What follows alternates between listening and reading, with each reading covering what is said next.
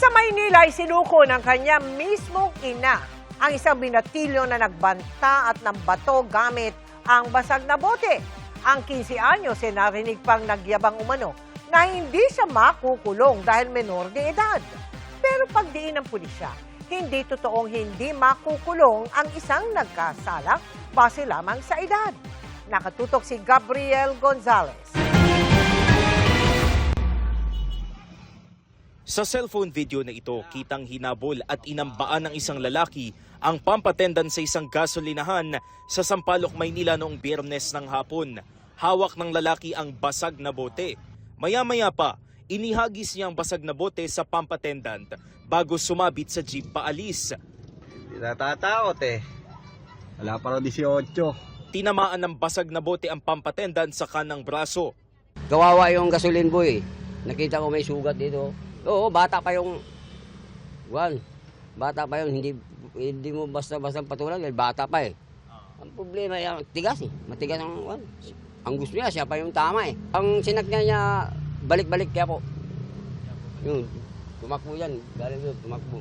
Ayon sa pampatendant, pinaalis niya ang binatilyo dahil nang gugulo umano sa gasolinahan. Kasi po nakaban po dito sa amin yun dahil binabalahura po niya yung CR namin. Tapos yung mga nakaparadang jeep, ninanakawan po niya. Nasaksiyan ito ng uploader ng video habang nagpapakarga sa gas station. Masyadong matapang yung bata eh. Talagang kahit kami, natakot kami. Talagang palaban na palaban siya eh. Ang last word na narinig ko sa kanya eh, parang kahit saksaking kita, eh hindi ako makukulong. So nagulat ako. Kaya talagang binidyo ko na siya.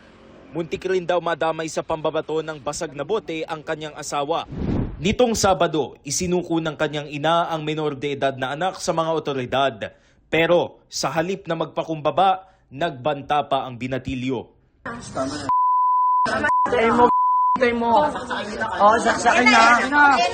Pinabulaanan ng Manila Police District ang sinabi ng binatilyo na hindi siya makukulong dahil menor de edad pa lang siya.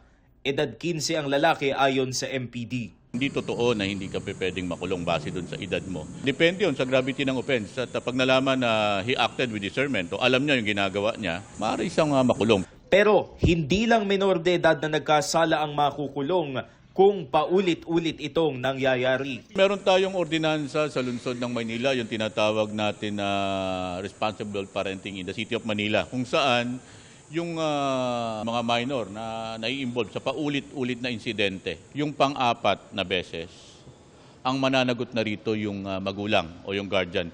Depende ito sa edad ng bata. Mas mababa yung edad ng bata, mas mataas yung penalty. Gabriel Gonzalez, Nakatutok, 24 Oras.